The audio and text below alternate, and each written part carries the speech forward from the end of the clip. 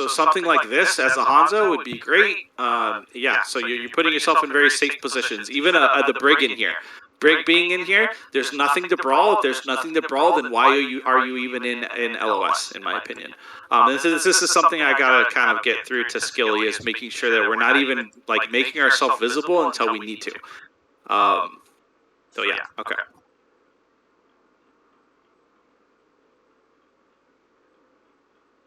Skilly, you're just ending, buddy. There's not much to be said here. Way too far up. Let's kind of. To be fair, your team should be pushing up. This Orisa has been able to stay here forever. We haven't pushed her out. We have a break. We have a backline. We have plenty of DPS. We have a disc. We should be able to push underneath, or we don't have a disc now, but we still have a healer. We should be able to push out this Orisa and get into here. This is our main goal, is to get our backline and our comp into here. But we are down Orisa, so it's going to be significantly harder for sure. Okay, so we lose Brig. Now we just kind of reset. And another thing is, like, when we reset, yeah, exactly. When we reset, we shouldn't be losing this, right? And it's because we, like, Sigma, you stayed too long into the fight, and you used too many resources, and now you're getting walled off when our Orisa was walking back, and our ability to hold space isn't necessarily here, or the ability to create space isn't necessarily here because you're look at that, because your Brig is a little bit far away. So you want to look to play a little bit further back, so you can get the support from the Orisa, play around the Orisa shield, and then kind of wait for your Brig to come back so we can look to push in through here, because we're never going to take this high ground without the Brig. So we need the Brig and the Sig to take the space.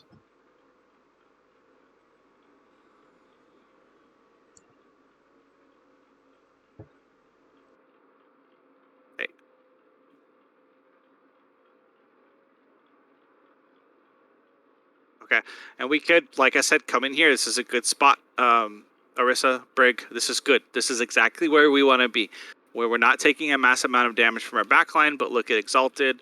Look at, Terminator is somewhat okay because you want to keep spamming. Nezuko's somewhat okay too, trying to just get some space, but this is good, especially when you want to keep space for your Sigma to get back. So I think this positioning is actually pretty good, except for the BAP, unfortunately.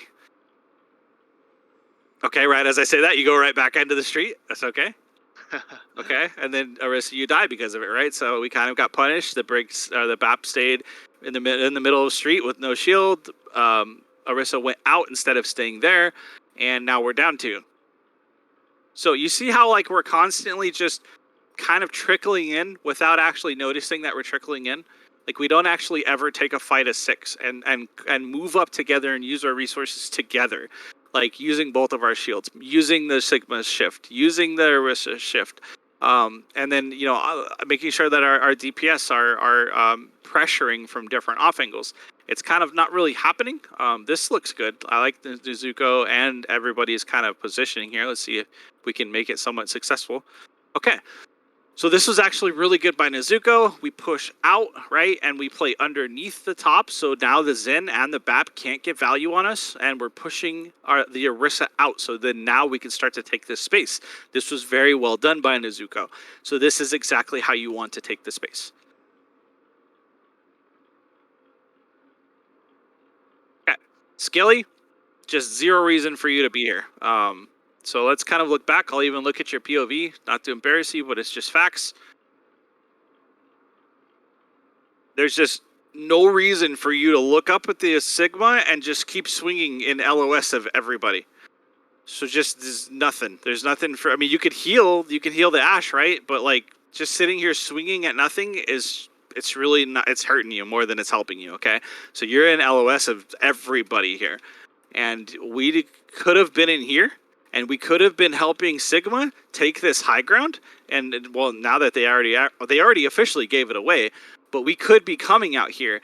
And the reason why this is so important is because we want to push this out, right? Even the Fresno State VOD that we did, if you have Brig, you have Sigma, you have BAP, even like an Ashe up here, you're doing crazy amounts of damage. And if you're Orisa, Actually, probably Orisa Bap could be here. So Orisa Bap could be here, and the rest could be pelting the back line. So you could walk up and just pelt the back line. There's no way these guys stay here. No way. No way in hell they stay here. Because they will die. There's no question about it. We have our Orisa and our Sigma play this corner, and the rest of these guys push up and just destroy them. We clear a lot of space that way. So that is how we want to play this. But considering our Brig just died, our Sigma's kind of sitting AFK because he doesn't really know what to do. And our Orisa, I mean, obviously our Orisa and Bap are dead, but yeah. Okay, even though we stay here, we hold the space still. This is still a great opportunity. Okay, now we can take, say, Hanzo, Sigma, and like Ash up top. Yeah, we don't have a Brig because Brig died, but we could still take them up top. Nobody's contesting it, and we can destroy the BAP. We can destroy the Sigma. We can destroy the Hanzo if he even decides to peek. And play that off angle, and no one's going to protect, or no one's going to actually contest you at all.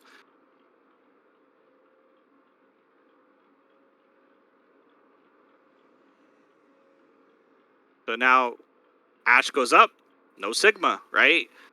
Hanzo's here. If Ash and Hanzo had a Sigma up here, this Hanzo, there's no way in heck this Hanzo gets a kill. And we push out, into the courtyard, right? We can get a kill on Bap. We can push up and kill Hanzo. We can kill Mei when walking back. We can kill Zin when walking back. We own this courtyard. If we get up here and we dominate these sightlines, we own the courtyard. No question about it. We own all the sightline, and we are completely safe behind a 6 shield. So I want to really press this home.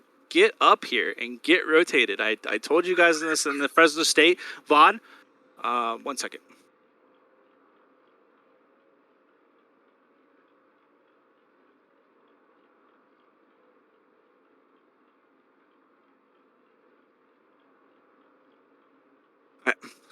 So yeah, I told you guys in the Fresno State VOD, we have getting this high ground extremely essential to making sure that we win this point.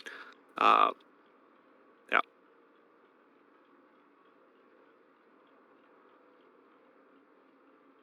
And at the very least, Nezuko, if for some reason you're not able to take high ground, get over here and start pressuring the off angle this way. So get over here, start using this corner, and pressure their back line. At the very least, right? Like, this is a good position for like a McCree. If you guys ever play like a Cree, this is a good position because you have like pretty much in flashbang range, especially if they're playing corners like they should be, but they're not. They back up generally into here, and then this is where a good flank can happen. Even a Hanzo, if you poke in here and actually look to get like value in here, pretty good as well. But yeah, okay.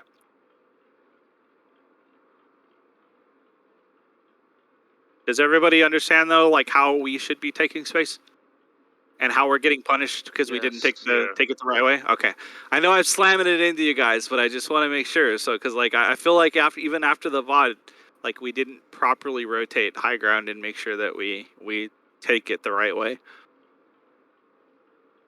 And the resource management thing, it's gonna take a while, but I think like as you guys understand how to take space a little bit better now that I've kind of went over it. I think you guys will be a little bit more cohesive, and that's another reason. I mean, sorry to rant on, but that's another reason why I want to make sure that the front line stays front line, so we're not swapping everybody around a million times, because then it's hard to build synergy even the front line, right? If the front line isn't used to how each other's plays, then you're never going to get used to how to using your abilities the right way and cohesively. It's going to be difficult, because everybody's going to play a different type of play style, and then the other person has to adapt all over again.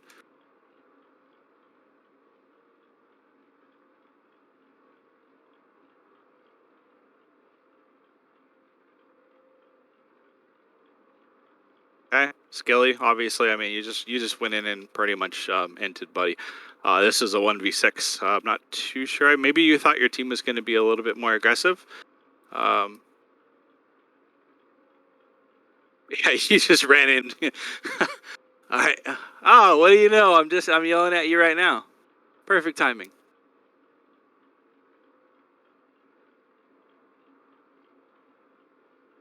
All right. Jump on in, and you can try to defend yourself. Yeah, sorry, I was a bit late. Very good. All right. Okay, so we're going over this position. I explain to the team that we have to push up through here, and the Sigma, Brig, and a Hanzo, something like that, and to or take Ash. high ground. Yeah. Right. And then the Arissa and BAP, Arissa and like BAP. Sorry for preschool writing. Can stay here and push cart. And considering we didn't do that, it made it kind of hard. And especially if Sigma and hit scans were up here, we could push out the courtyard. These guys literally have no sustain spot at all whatsoever for shield. Could be very difficult. But considering we aren't that way, it's a little rough. They're able to push up with the Maya wall, and especially once again, if we were up here, Maya wall wouldn't be an issue, right? So then, yeah, you kind of went in 1v6 here. I'm not too sure. Kind of just, I'm guessing your team was going to be more aggressive, or you thought they were. Yeah. So I thought there were 2 or 3 behind me, and so since the wall was there, we really didn't have any way out but pushing forward. And I thought pushing past the shield would be better, but everyone backed up before I even got the chance to see that everyone was pushing with me, and so I just kind of died. So another this isn't a good example, but another thing that you guys should just keep in mind. So there's 1, usually 2, 3, 4, and usually there's a 5. Okay, the width of the Maywall. Kill 3, always. It should just be a rule of thumb, no matter what, where, when, doesn't matter. Always kill the middle one, and then therefore you guys as a team will just always know kill the middle one so we can walk through. So there's no description, there's no like kill Maywall, there's no none of that. You guys know exactly what pillar to shoot, exactly. So then subconsciously you'll just know, and you'll be able to bust that shield ASAP. Okay.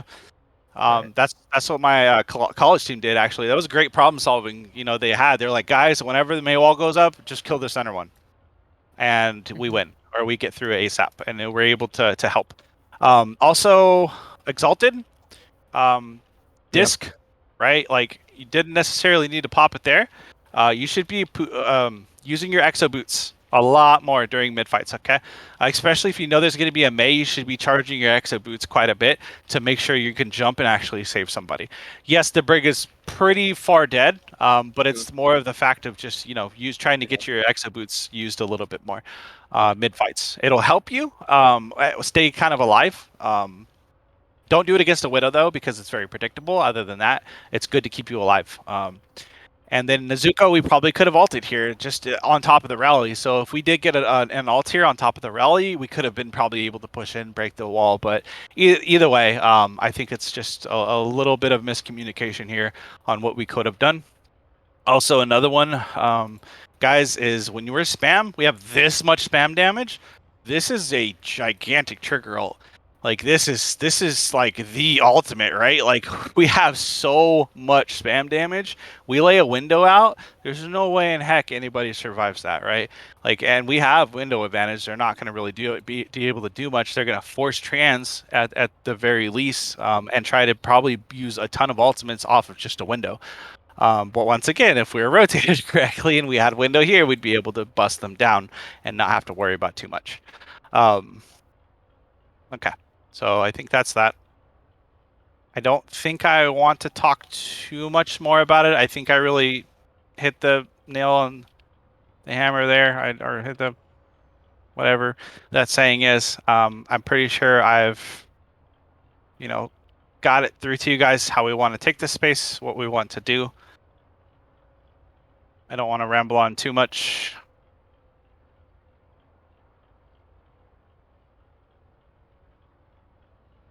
Pretty good slam drag in there. Takes a little bit of coordination and timing.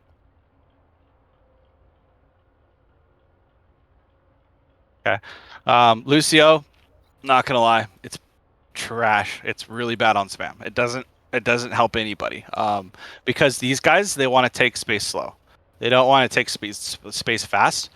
Same thing with these guys and pretty much everybody, right? Like nobody really wants to take space quickly and or run in there because nobody actually technically has the ability to brawl. So they're just gonna run in and then die. because Okay, they need distance. They need to keep their distance and take it slowly. That's why Brig is really good, because if you can, it helps your team take the space. So once again, now that the Sigma's up here, now that the Zin's up here, right, we can take the Brig and Sig and the backline or any like DPS and look to push the Sigma Yeah. out.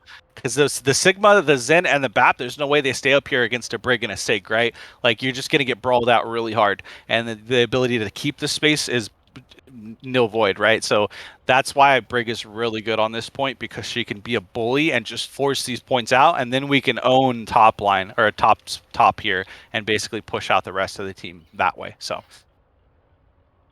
Okay, okay.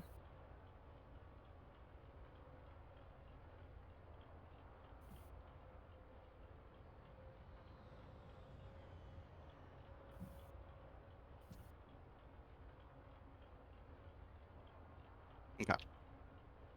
I don't think I want to go over yet, because we played a Hog Zarya. Once upon a time, it was really good, right? That was, I already kind of talked about that. That was pre-nerf. Yeah. But yeah, so not a very good front line. Why? Because I'll kind of show you actually a little bit. We'll quickly go over this point. So you're playing Hog how it should be played, right? I don't have an Yeah, I'm issue with playing that. that corner. Yeah, yeah. You're looking for a hook, but if a Sigma was here, it would allow your Hanzo, your Zin, and your BAP to take a more aggressive angle and kind of sit here and look to spam out. And then also Sigma would, once again be able to do something instead of the Zarya. And Yeah. then our Echo could look to play kind of really aggressive and be orbed by the by the Zen. So that's another thing, is like Zen, make sure you're constantly orbiting the Echo, because there's not really much there. It's good because Hog has self-sustain, so you don't really have to worry about him. And then Sig's gonna be healed by the BAP. So that's why, like, yeah, this is not very good if we were to play this type of comp here. I think I switched off Zen, like, before the game started. Oh, okay. To Brig. Yeah, to Brig. Zenbap isn't bad, but we just have to realize, our ability to take space. Oh my goodness, my wife is calling me. 1 second. Mhm.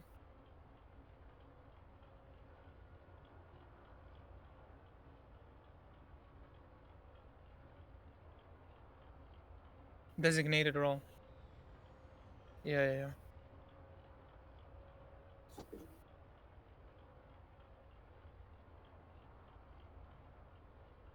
Hmm?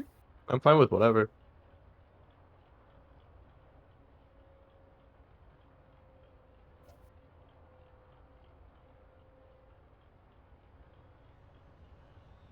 Mhm.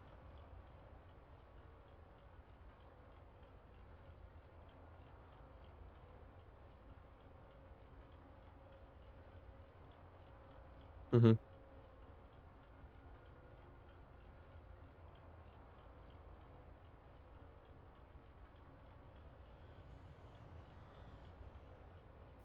I could hit scan. Right, sorry about that. Okay. All right, Mhm. what were you guys talking about? Sorry. We were just talking about the designated roles. Yeah. Okay, yeah, that would help a lot for sure. I mean, I don't mind, like, if you guys have specific, like, things you want to swap around for, or if a super weak like diva on one character, so you want to swap it around, that's fine. But just like Mhm. make sure we have those specific people that know they're going to fill that role in that specific time, and that could be hard, because if you play a DPS that maybe the diva player can play that DPS and you need to have that DPS played, then what are you going to do? Like that's going to be, a lot of talking. Yeah. Quite a few DPS players, so that's kind of the reason why it's kind of hard to make a designated roles.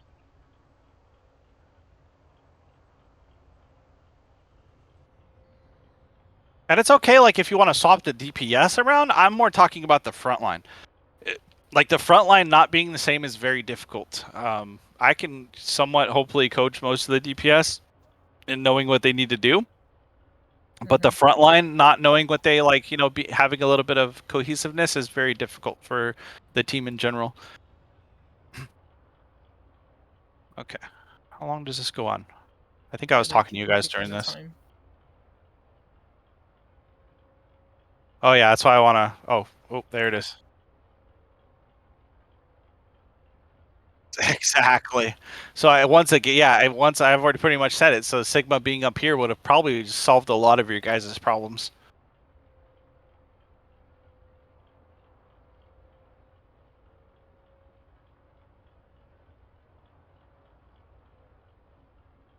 It's good that you guys started to rotate, but Hog, I mean, yeah, it's just like you got caught in rotation. You didn't rotate early enough, and then we kind of went down. We lost Yeah, our I was backing up, but Hanzo. not until I saw the Hanzo dying by the Widow. Then I decided to back up, but I wasn't really backing up like instantly. So I got caught up with that.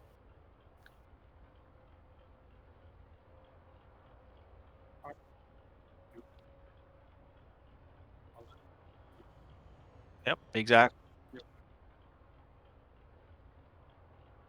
Yep. Okay. I mean, there's not really much to say here. I don't even really want to go over the rest because I'm not sure how much we swap it up. But if we continue to play Hog Zarya, we're probably not I'm gonna. pretty sure we swapped a few times. Okay, I can go down a little bit more. Okay. Um, even this is not the best, but as long as we understand that, okay, we have, we need to dissect this. So we have a brawly front line with a spammy DPS line, and then a brawl, right? That can match this, and then this matches as well. So what you consider this is pretty much a hybrid. And in that being said, we have the ability to brawl, but we don't want to play it like a brawl comp. I have a feeling that the Ryan and the Zarya were looking to play really aggressive and probably getting punished for it. So you actually technically want to wait for your Hanzo and your Echo to get value before you look to even press in. And that's the point of a hybrid comp, is you need to play it to the strengths of your comp. And that's what a lot of people I feel struggle with, is understanding like what your comp is supposed to do.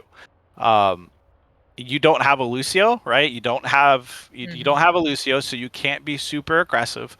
But you can punish their aggression for the most part and hold space relatively well and build your charge. And then when they try to jump onto you or push space onto you, you just literally walk into them with a charge Zarya. So yeah, yeah. And I'm assuming you guys go ahead.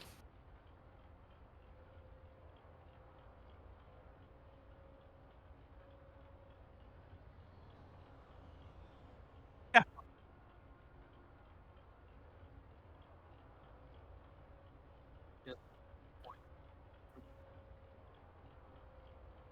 Yeah. Yep, we will define that right now. So okay, Nezuko probably shouldn't be there, right? You guys want to, if they're gonna stay bottom, brawl into them and look to play into them. But generally, you want to take up here and take this away from them, because if the enemy team gets high ground, you're kind of screwed. And you guys can utilize this high ground, right? You have a Hanzo, you have a Widow, you have a BAP. Just because you have a Ryan Zarya does not mean that you should not dominate this high ground here.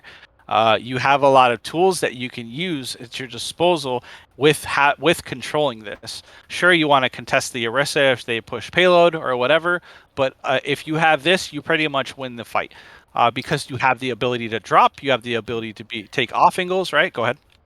Yeah, so what happened here, I think I remember that me and Nezuko went up to the high ground to either support the Baptiste or to just get high ground in general. And the what's it called? The Orisa like went like past the payload, I think, and we basically got sandwiched on the stairs between the people that were already up on that high ground and the people down under the stairs. And I think that's how we three of us died with, the Brig, Nezuko and me. So you can see here, we were trying to take high ground, but then, Brig died instantly because they passed the payload and now they're under the stairs. Right, and we already down 3, so it was a 3v6 at this point. Yeah. So we lost Echo early, and Echo was up here. Unfortunate. You see the BAP disc and you still died. That's unfortunate. So yeah, but imagine if your front line, right? Imagine if your Ryan, your Zarya, your Brig, and your Hanzo were up here. Would this have happened? No, probably not. Exactly, right. And then this squad back here would have had a very difficult time taking any type of space. And if you were to just drop on them, and say if they path down here, your Ryan and Zari could just They literally wouldn't have drop time to on get them. out. Yeah. Exactly, they wouldn't have time to get out. And we have disc advantage, or not disc advantage. We don't have disc anymore, but you could stay up here. You could be lobbing, BAP, like right clicks, and then you actually Mhm. technically you would have disc advantage because your team would be up here supporting you. You wouldn't have the disc. Yeah, we wouldn't have used it. Yeah. Exactly. So then, as they pushed in, we would have had disc advantage. We could have dropped on them. We could have just destroyed them with the Ryan Zarya because we want to brawl them. They don't want to brawl. We want to use our front line to just destroy their front line if they want to push into us. And then as they're pushing, we can look to spam them out, or as they're pushing back, right? So if we drop down here, we kill the Sigma, they back out. We can just, as we control this, we can use our spam characters to just pelt them down more and stagger them even more. So yeah, this was just a misunderstanding of what we want to do. We always want to control this top space here.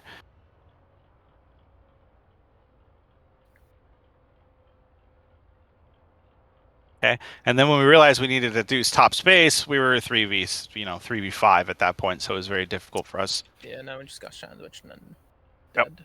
Okay, so this is a good example. Widow, probably I kind of get it, right? You got shot. You were looking for a shot. Shouldn't really be peeking it because most of your team just died. But it's okay. It's somewhat understandable. But Hanzo, you shouldn't have been pushing in. There's just no reason for you to be anywhere here because they are going to dominate sightlines in general. Wait for your tanks. Wait for something. I mean, you could be up here waiting if you want, right? No one's going to contest you. There's no Genji. There's no Monkey. There's no nothing. You could sit up here and look for pop shots, peek the corners and look for pop shots. But other than that, you should definitely not be in a very long LOS tunnel because you're going to get punished very quickly. I mean, I would say the same for Brick too. Like, very, very dangerous. You had a shield, so you're lucky you got out. Okay, they're just using ultimates. We sustain it though. Okay. This one doesn't quite make sense, I'm not gonna lie. This one's kind of bad. It's bad for so many different reasons. So we obviously don't have a mercy, right? And you're gonna get discorded, you're gonna get bop shot, you're gonna get widow shot, you're gonna get shot by the Orisa, you're gonna get shot by the Sigma, you're gonna get shot by literally everybody on the team. You're playing against a spam comp. Why in the world would you play this? No offense, man. I'm not trying to get you upset, but just try to think, a little bit heavier. I feel like you guys can be smart players for sure, and you guys understand the game. But I get these kind of cruise control comfort picks, right? Because things are going bad, and you're just like, you know what, I got to do something, and I can play this character well. Is that kind of the deal? Sorry to interrupt you. Nah, all good. Yeah, kind of, because I was thinking like I could at least do like AoE damage from above and do some damage until I walked down and noticed they still have a Widowmaker. And I was like, or everybody on the team can shoot me, right? Like this probably was a bad idea. Okay. So as long as we kind of understand that, we get that. We also don't really have a Ana, so Genji's really not very good. Yeah. Genji's okay. He's okay in a sense where he can take off angles, and off angles are really strong into a BAP, a Widow, a Zen, right? Yeah. And that type of pressure is very good. But here's your problem: who's going to support you in that? Who's going to give you the resources? Countered by like two or three of the members of the enemy team at least, like if we had a BAP and Zen. If we had a Monkey instead of the Zar or the Ryan, that could be great, right? Because the Monkey could jump in, get bubbled, or probably not jump in that far, probably jump in this far, get bubbled, and then the Genji could also look to dash in, and like reflect whatever any of this damage here and be safe, but still dish out quite a bit of damage, and the Monkey would complement that because he is also diving in. The Brick could also look to push up during this time because there'd be a Monkey bubble, and she can look to brawl and do what she needs to do. We also have window. Like there's a lot of things we could do here, but I just want us thinking about like what decisions do we make, and does this even make sense in our comp? Is my DPS going to be actually helped, or am I kind of going against the grain here? And I feel like I'm hoping a lot of these VODs are going to help install a lot of macro understanding for you guys to make better decisions down the future. Mhm.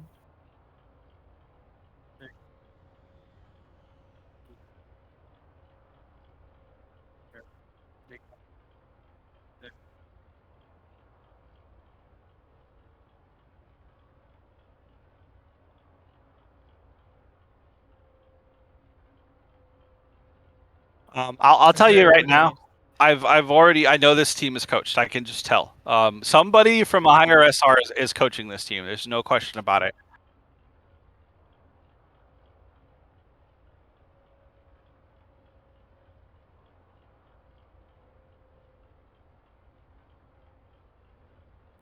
And I think we could definitely get there. There's no question about it. I just want to get you guys more organized, understand who's playing what we're doing, understand our rules, who's shot calling, how does that look like, or all of that, and then get our comps in a row, make sure everybody is really understanding this macro concepts of how comps work and what comp we're playing. Because right now this is a cluster. All of this is just this is probably one of the worst comps I've seen actually coaching a team. And it's no offense to you guys. It's just we have to understand on the macro concept what in the world we're doing. It just doesn't feel like we know what we're kind of doing. So that's okay. But we're here to fix these. Okay. And I really do not mean any offense to any of you guys by this. Like I'm not I trying to totally insult you understand, guys. Okay, so we already did Rialto. I have Oasis, Kings Row, and there's one more that I have not done. But which one do you guys want to go next?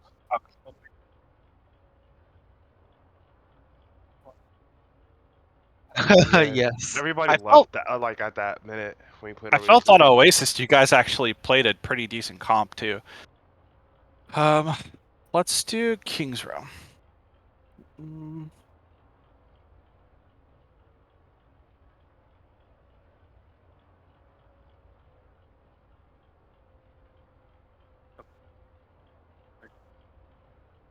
Yeah, absolutely. I think that'll be good. Actually, I'll probably do it after this. I would definitely want to get to that. Okay. I've already spoke to Terminator about this, but okay. So a couple things. Nezuko, don't need to be up this far. This is really far. You're not really helping anybody. Right, and you also took half a chunk your health. You don't want to push past your Ryan unless you are self-bubbling. Other than that, your Ryan should be going first.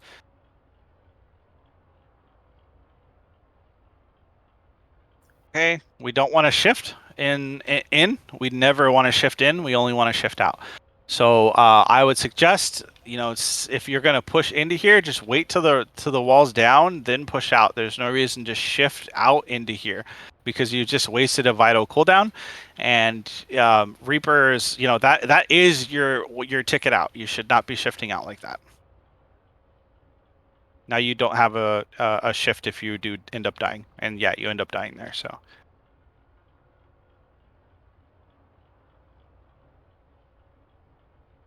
Yeah, there's a lot going on here. Okay. Hey, Nezuko, I like that you're using your exo boots. Okay. I shouldn't jump again, I think. That and we shouldn't. Yeah, exactly. Jump back, right? You shouldn't have been in LOS of the entire team because what they're trying to do is poke you. So okay, let me explain to you, the power between like what you have and what they have. Okay. Yes, these are both brawl comps, right? Nothing out of the regular here, but there are significant strengths we have to realize here. These two have the ability to poke hard poke. Okay, and us, we have very minimal poke, so you can't poke here. This is not a poke character. This, yeah, I mean halfway poke, right? This, not a poke character. This one, rockets, so like half poke. So rockets can actually be decent poke here. So we're kind of understanding, right? Like the pokiness that this team has comparatively to us, they have significantly more poke. So in They have that more being range too. Exactly. And that's what I mean by poke is like they can poke you out. They have more range than we do. So that being said, we have to be a lot more careful with our resources and our rotations. We have to play together. We have to rotate together. There is no sloppy hot dog rotations, right? We have to get together and rotate together. And I would suggest doing some type of drill where you rotate together through here, you know, and get to here. You rotate together through here. And I used to have a workshop code, and it drives me nuts because I can't remember where in the world I got it from. But you used to be able to like put a soldier here, and if the soldier was shooting your team and it got through to anybody and hit anyone, you reset back to spawn, and you would have to rotate to all these different soldiers that were put on across the map. And if you didn't rotate behind the Ryan shield, you died. But unfortunately, I do not have that anymore, and so kills me. But yeah, these rotations are extremely important, and understanding, okay, they have more poke, so that means we need to get in, and we can't get in unless we rotate together and use our resources together. Okay. We should either get back or die here. Not waste our resources here. Okay, we decided to get back. That's good. Okay, this is okay. So you don't, yeah, you guys can wait it out. Good. You waited it out. Okay. Not really a reason to wall here. There was nothing that was really going to hurt us. They had already backed up far enough. And even a wall here, even if they were standing right here trying to poke us out, that would mean the Ryan would have to come back and help you guys rotate. Instead, he's a mile away and he is like pressing gas way harder. So you being here, Ryan, that's going to do nothing but bust your shield because all of these people here are not going to support you right now. So what you're technically doing is kind of inting, okay? So I think you do realize that. You do realize that. You stay a little passive, but then your Zarya starts kind of inting. Yes, to get bubble, but that's okay. And Terminator, this is what I kind of mean. Okay, so it's actually not just Terminator, though. Yes, Terminator is literally doing like a half a damage at the range that he's at right now to anybody, right? But Exalted, you got to get in there too, man. Like, you got to get in with your Ryan. If your Ryan's here, you should be here.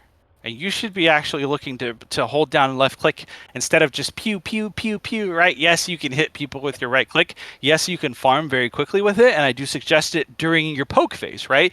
But now we're starting to transition out of our poke phase into our brawl phase. When you're in the brawl phase, you need to be left clicking and not right clicking. Okay, so that's kind of the difference there, and I can tell because you're quite a right clicker because of the distance that you're consistently holding. So we push up, especially with our Zarya.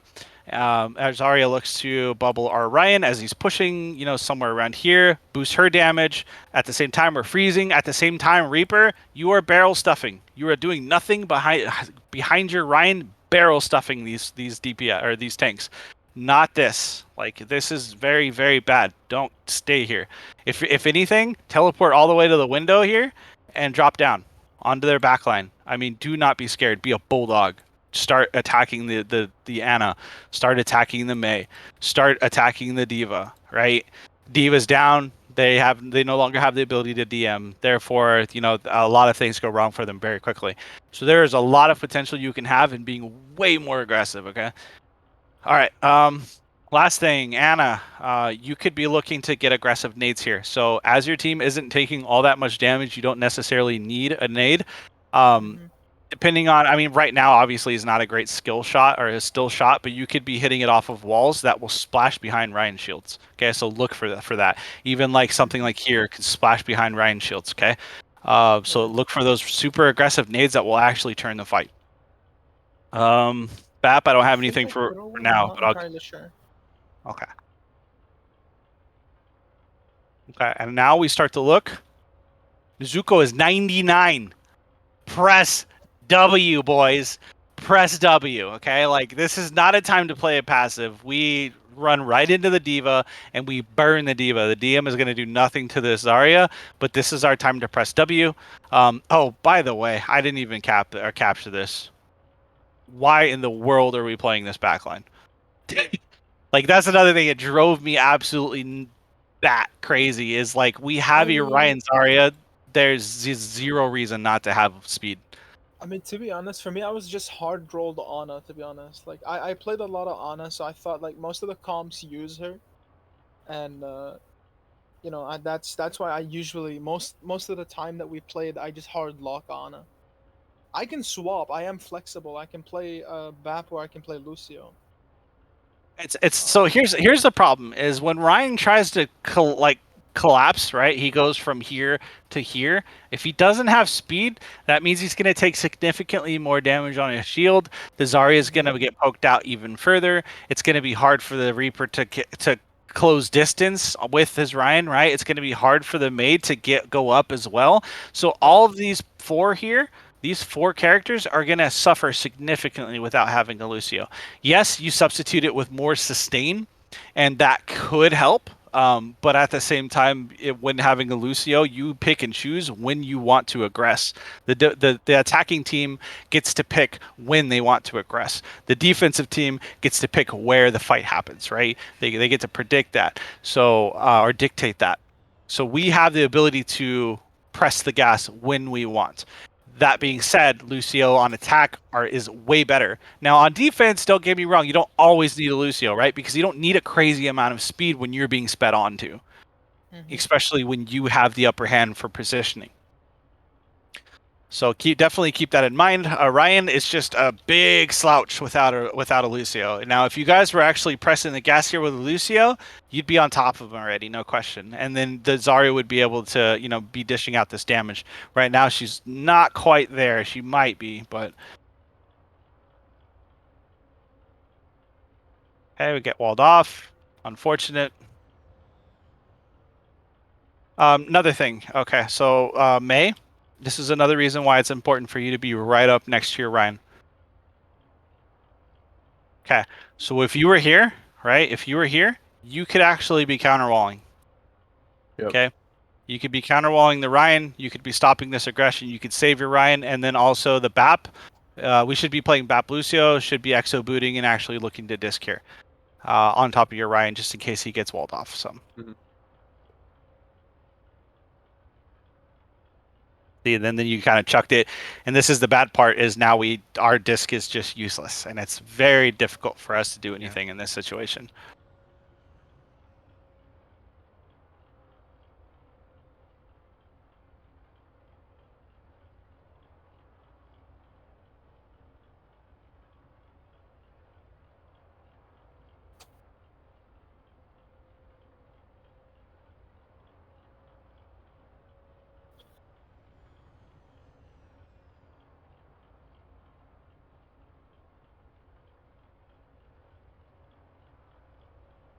I mean, if you guys look, we're looking at point or at one, but your rotations are just super slow for this. It's hard when you're that slow. You get poked out really quickly too. And Ryan, you're rotating too quickly without your team. Okay. Press W. I mean, we have a window up. There's really no reason for us not to. Our Zarya, how much charge? Coach, should I put the window more in front of the point? More. A little bit more forward, yeah, It was too probably. far. Actually, I don't think this is bad. Generally, you want to rotate and put a window here because what happens is as you're pressing onto point, if they choose to contest point, they're dead, right? So if they want to stay back here, cool, but they're not going to contest us, right? And then that allows us to take this space here, and we want to take this space because that's a good disc advantage, and then we can look to play here and also have point control. So this isn't bad when you're demanding space, right? You're demanding X amount of space. You're pretty much saying if you step out anywhere in here, we own all of this space for the time being, and during this time we can take that space. So it's not bad. Yes, if the team gives up space. So say if they they weren't here. They actually started and their Ryan was here because they were kind of scared. Take the space, right? Take all the space you can. Take that.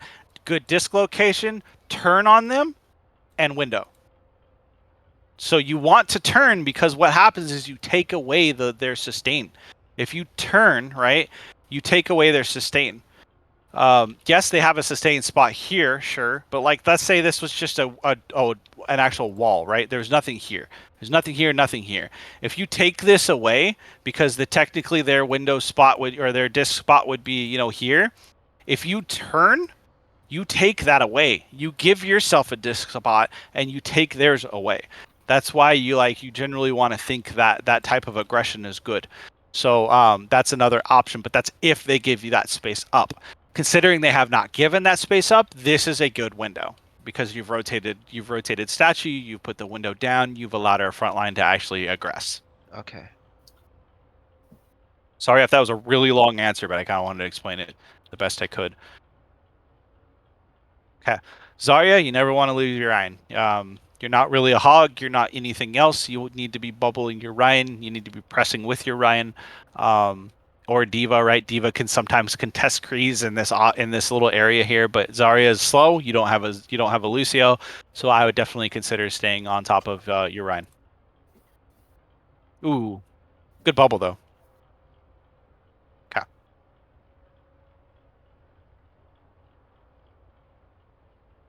Good high noon. Good flank. Not gonna lie.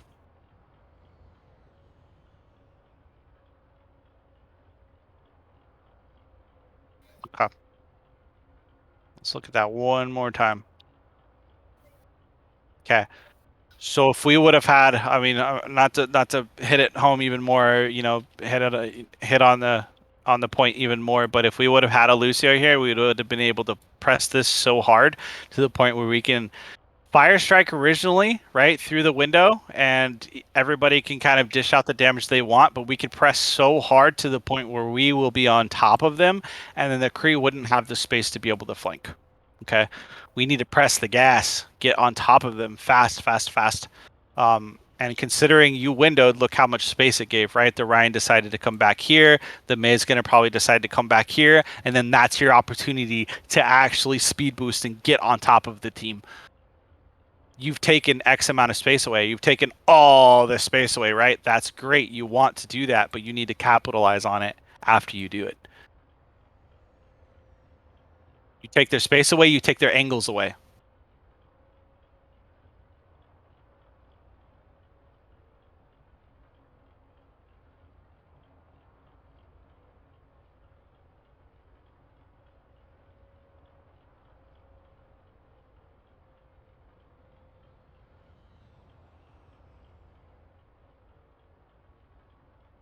And I mean, yeah, it could have came down to a macro situation where Anna, you could have, wherever you were, you could have actually turned to sleep them. You probably misused your sleep or your nade or whatever. But either way, I actually I did try to sleep him. I think if you go back, okay. But I probably whiffed because I heard the high noon from apartments, but I didn't know exactly where he was. And then I heard the other Ryan being nanoed, and then I waited a little bit and then nanoed my Ryan, but of course he got walled by May and died. And then that's when Diva tossed a bomb and I died from it. Or I think it was at high noon, I'm not entirely sure. Okay, good. But yeah, you could see him, see there? I wanted to sleep, but I Dude, whiffed that hurts. couldn't get out. That hurts. That's fine. I mean, it happens, but yeah, we just have to take into consideration that that's the possibility, right? Like, so if we don't have the speed and we understand our tempo, then our Ana and our BAP need to be playing a little bit further back, especially the Ana, right? Because the Ana doesn't need to be up. There's no reason, right? There's no like shift healing on BAP, for example. Yeah. That's something you would need to press in for. But like Ana nades, you can stay back. Ana, healing, stay back. Ana sleep, stay back. So you should be technically kind of pretty far back here, and the ability to peek and kill him. So yeah, okay. Later, okay. You mean back?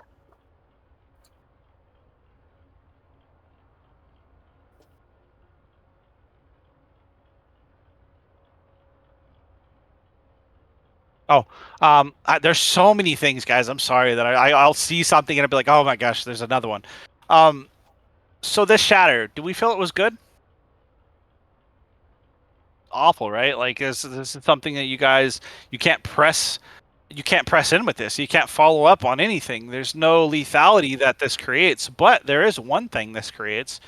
Diva's on the floor. Chuck your mail. It's not going to get eaten. This is a perfect opportunity. So I want you always, like as May, I want you to always be thinking, I need to freeze this, I need to kill this, or if she's stunned or CC'd or something, I can use my ult then. But you always want to be looking out, especially as you go up in SR, you want to be looking out for these type of situations. Diva should be your top priority as far as like entertained, right? Like that's something you just want to be okay. If the shadow gets off, boom, I'm ulting. Yep. I thought I was gonna use my ult, but then I thought that we were trying to contest for the thing, so I saved it for if they push up. This would be a good example. Like, let's say we shatter, we may ult, and then Zarya comes around the corner and uses her ult. Doesn't matter if we've used 3 ults, we've capped point. That's the most important part, right? We can get ults later on down the road. We have, you know, Ana ult, all that. We don't need to be afraid to use 3 ults. We need to win this fight, right? That's the most important part. Because the faster we win this fight, the more time we have. So winning this fight is very important. It's kind of like King of the Hill, like a last fight, you know, or anything like a last fight. You want to be thinking, let's just use our ults. Sure, don't go overboard and literally use every ult in the game if you don't need to. But if you need to use 3 ults to win this, do it. You need to cap this. Right.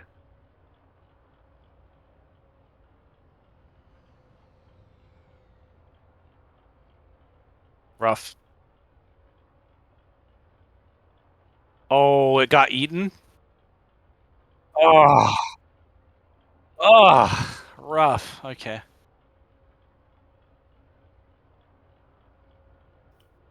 Hey, got a Lucio. I like it. I like it a lot. I prefer a bat, but that's okay. If we feel more comfortable on Ana, like genuinely more comfortable, I'm okay with it. I'm not going to tell you, you know, you have to play BAP. Yes, there's more optimal ways to play BAP, and it's more meta, quote unquote, right? But if you get these aggressive nades that do splash, you know, say here, and it splashes the backline, dude, that's some like potent mid fight stuff that really hurts their team. So. Right. Okay, now that the Diva's walled off, we could have ulted. So another thing. Diva flew up and DM'd, but okay, another thing. We could have ulted right now. We could have ulted because our Ryan's gonna get stuck, and it would be a good counter ult.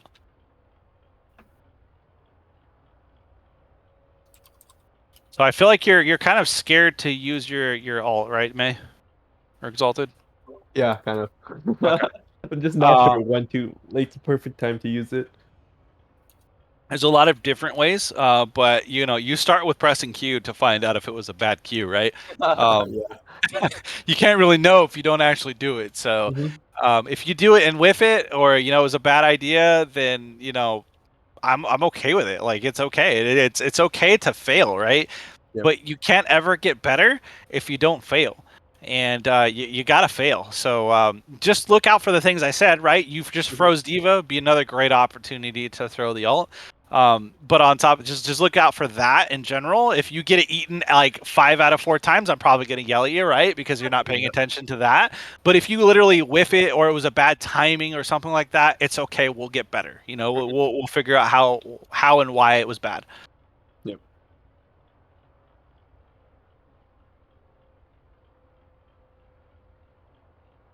We won't talk about that wall. Okay. Now we need to. Well, actually, they don't have a main tank, so we should be good. We just need to make sure, Nezuko, you're playing around a lot of corners. So the reason why we play around corners, infinite, you know, shield, sure, right? But the more you play around corners, the more you deny their angles, right? So if you're playing here, only person that can shoot you is Ana. Playing here, McCree. Here, May. Here, Lucio. You see, as you take a wider angle around the wall, that you start to, you know, give yourself more people that can kill you and more people that can do damage to you. So just like if you're trying to sustain and you're the only main tank, there is no Ryan, play corners, suck up into those corners hard. Corners, your best friend. And that will help your Ana sustain you quite a bit. And then Nezuko, you're doing Lucio things, I guess. I'm not too sure what you're doing, but try to be with your team so you can speed and or heal your team. Okay, I not a think bad mail. I think the Reaper position is always behind behind the support. What's that? Sorry. The Reaper's position is always behind our support. Exactly. He Yeah. should No, be it was driving me mad, dude. I was even DMing him like mid scrim, and I was like, "Get in the fight, man." That's why I'm not yelling at him too much right now, because I gave him a good paragraph on how like bad his positioning is, and that he needs to be up with the tanks. So, yeah, no worries on that. Hopefully his Reaper aggression changes quite a bit.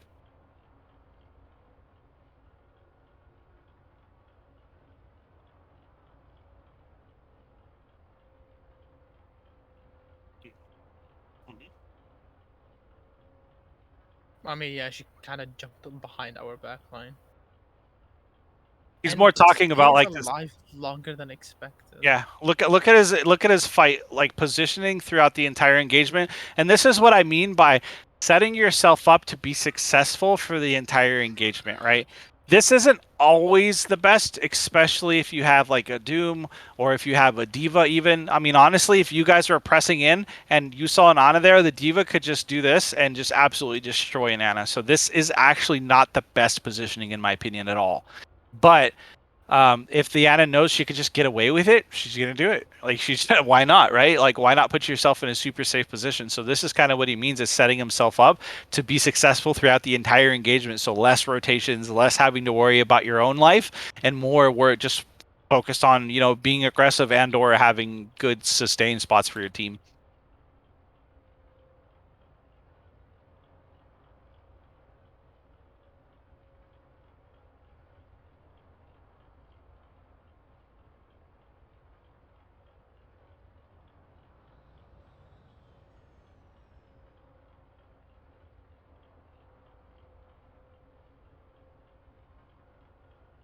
Nice. Oh yeah, that is why she. And this is more communicating too, like Ana, right? Even if you can't like speak too much, you should know character names, right? For the most part. Yeah. Okay.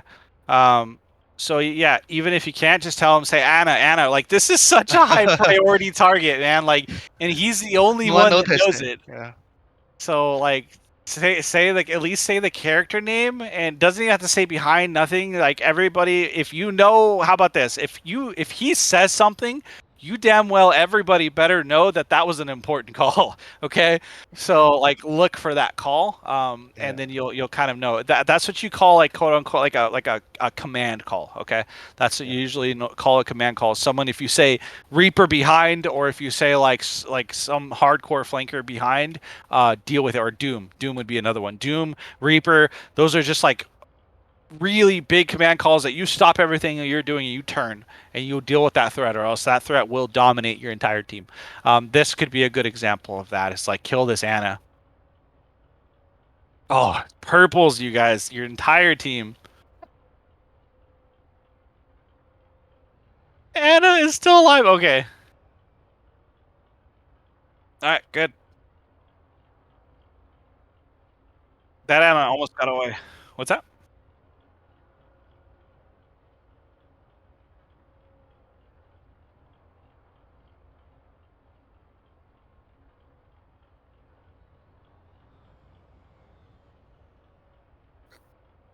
What the hell is she doing? Oh, there we go. Not until they took this space. That's rough, dude.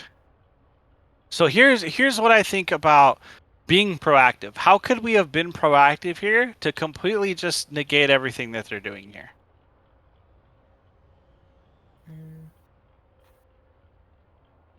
Wait. So... What? Wait, can you go back a bit? Mhm. Like that, because there was no reason for us to back up a bit, like back up and give up the corner. Mm-hmm. So now that we gave that up, the main wall was completely mess. But now they took over the corner, then they basically took over the entire alley. And they have, well, actually they're running the same thing. So corners mean a little bit less because you're not running a BAP, a little bit less, but not a lot, right? Because you don't have corner, you don't have disc advantage, you don't have really any of that. So I it's a think they little should bit have. harder. I think if Ryan Shatter, yeah. push a little bit more, yeah. I mean, Shatter would have been fantastic here. But it's definitely something that could have been aggressive. And then if you pull a Shatter off and you actually got the Diva, you could have Zarya ulted right on top of that, and that you guys could have wiped that, no question. But it's more just being aggressive, right? Before this even happened, that's the thing, is what I'm trying to get at, is before this even happens, we're talking like, once you take your corner, you back up to your corner, right? You saw Diva already DM'd? Dude, this is your opportunity. Try to pull a shatter off. Like, turn the corner, try to shatter. If that didn't work, use Zarya ult. Like, try to use things to keep your aggression and try to get a pick, right? That's what Fresno State did, right? We actually used Speed High Noon in this situation. We used Speed High Noon on the corner and didn't allow them to sustain spot, and then we got 2 picks. And that allowed us even more time and more space. So play aggressive, play proactively. Don't allow them to just run on top of you and use ultimates or, get kills, window or walls, any of that. Play proactively, stop them before they can actually do what they're trying to accomplish.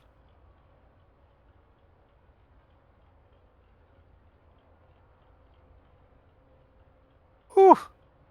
And the pink. Oh my goodness. We basically didn't use anything but beat there, which was a big cooldown on us, or a big ult for us. Okay, another thing. Stop doing that, right? Like, don't just literally go on to point and die.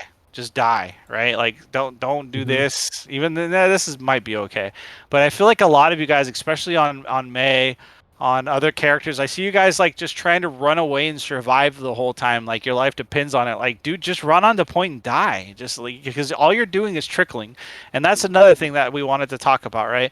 Is trickling, and that's the concept of, okay, everybody's dead. Well, maybe like our Reaper goes on and dies, and then he has a respawn time, and then our A goes on and dies, and then he's got a separate respawn time, and then our Ryan goes in and dies, and now he has a separate respawn time, and then we're just trickling like like 2s and 3s throughout the entire engagement, right? We want to make sure that we're grouped as 6 and get in as there is 6. If you don't have 6, don't engage. Plain and simple. No question about it. Nothing complicated. But these, especially in lower SR, you'll see it all the time. People just get this confidence factor of them, of just like, okay, we can 6v5 or 6v, or 3v6, and we'll be fine. And then you end up getting clapped, and then the other 3 come in and do the same thing and get clapped all over again. And it's just a vicious cycle of just constantly never getting a group of 6 to actually engage. So that's what that prevents. When you go on point and just die, literally everybody die ASAP right now. Like, stop doing whatever you're doing and just die. Now I'm not saying if you're down 5v6 to do that. No, you have ult. If you have ult advantage or you have something you can utilize, go for it. But if you're like literally 6v2, just die on point. Like, there's no reason to waste more time. Okay. And I'm not just talking about you, May. I'm talking about, I've seen this. I've seen it quite a bit throughout like a lot of maps. Okay. Another thing we can do, so there will be teams, like I said, as you go up in SR, smarter teams, there will be teams that go in here and literally spawn camp you. Okay. So what you do to that is you path this way and you get onto point. Okay. I don't know. Everybody know that there's a right path here that you can take through here? Mm-hmm. Okay. So make sure you're utilizing that to get around and onto point, because that happens quite a bit.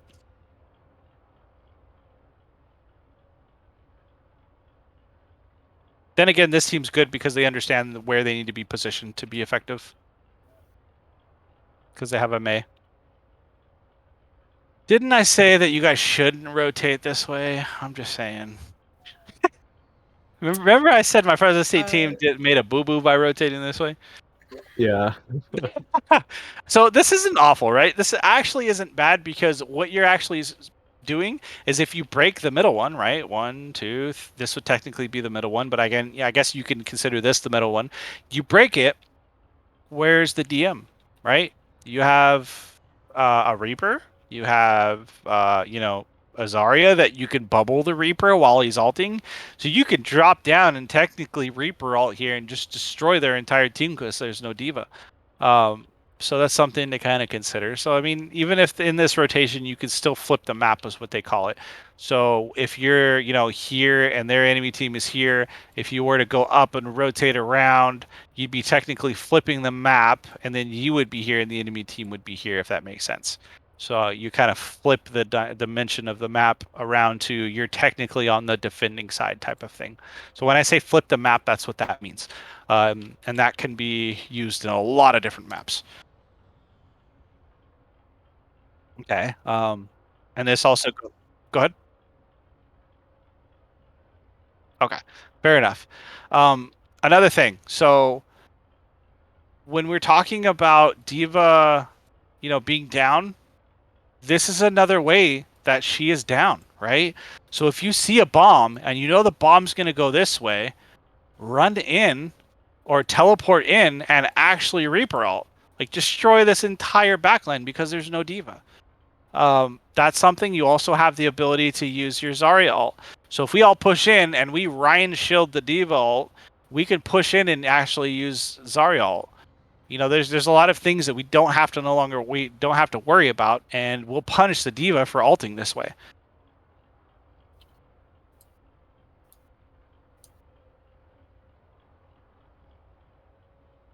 I know it's a lot of macro to kind of comprehend there, but at least I'm giving you guys, tools to use at your disposal, and hopefully some of this sinks in, and then you guys can start making kind of good decisions or better decisions. I don't expect them to be perfect.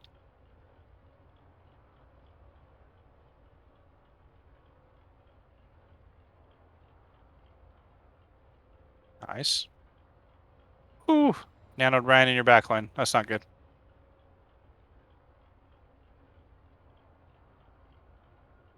Okay.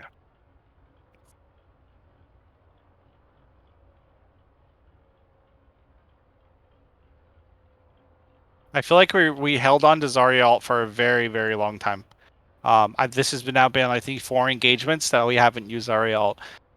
So and Zarya ult is a lot of being proactive and saying, okay, we're going to use this, and when we don't shot call, this is what the result is. You just get random ultimates used at random times, and then your team's never in position to actually follow up on it. If we go into an engagement and you say I'm going to ult, or you shot call and say we're going to use this ult and this ult, everybody is on the same page, and when being on the same page, that means everybody's going to put themselves in the best position to succeed.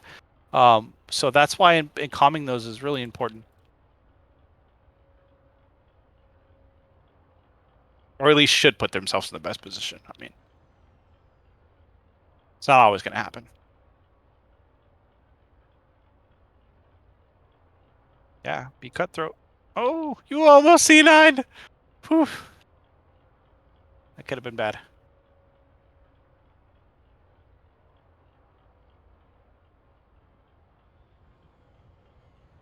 Okay, I love the aggression here. I like that you guys backed off. So the thing is, Go ahead. we should put 3 people on car, on the payload. Probably, yeah. After you Just pushed low. out, yeah, there's 3 people right there. So here's the thing, though, where we have to be aggressive now, right? Like there is no waiting till they get on point. Yep. Okay, good beat. Okay, we should have nanoed the Ryan before you died, or before you got frozen. So let's try and check you out, see if you have the ability to do it. Yeah, so I was they were calling me to nano him, right? But as soon as I wanted to, he got walled and he was out of my LOS. So see, I wanted to nano him, I got a little closer. But see here, I wanted to nano him too as well. But I wasn't able to because I was frozen. And then he died by the time I was unfrozen.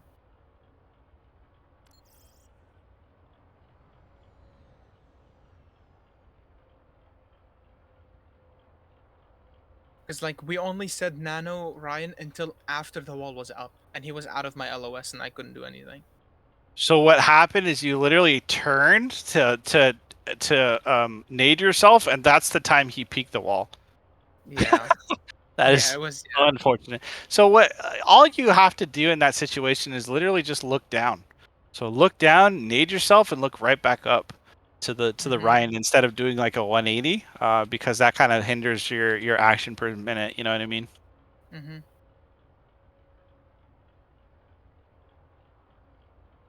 Okay.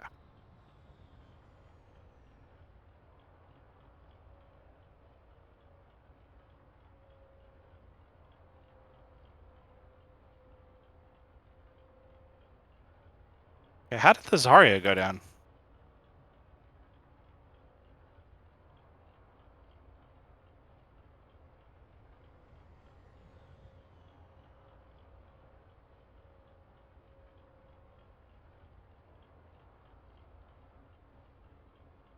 That is unfortunate. All right. So I know you think you're being like really aggressive and doing like proactive things, right? But this is a little bit too proactive to the point where you had projected, you could have bubbled Ryan, right?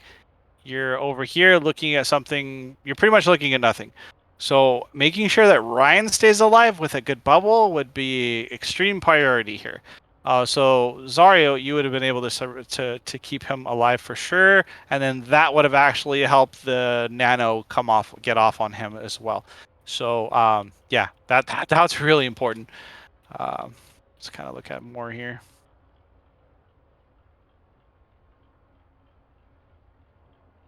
Okay, and then you're kind of hitting somebody that. Okay, so were you trying to bubble him for the beat? I'm not too sure. Hold on, The that's beat really. went off before the bubble.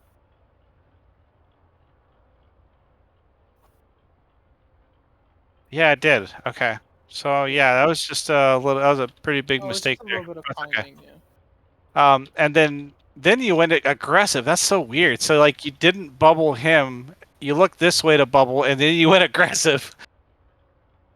Interesting. Okay.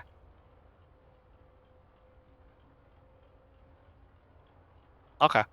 So it's just a little bit of poor decision making. That's fine. Now we kind of know the right way to go. Make sure you're caring for your main tank, most importantly. And then, sorry for coughing in your eyes' ear. It's fine. And then look to play around your main tank for sure. Because yeah, if he goes down, there's just no way to hold everything. So.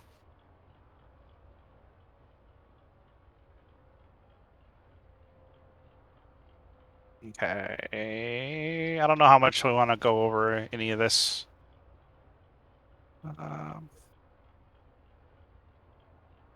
We'll quickly go over it. I do want to get to another map. I'd like to go over the double bubble actually.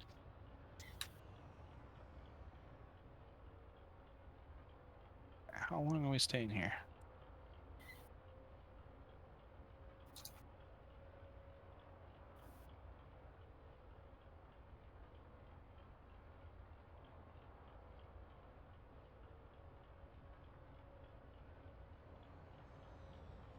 Oh, this comp. Yikes. They just decided to troll you with some random comp.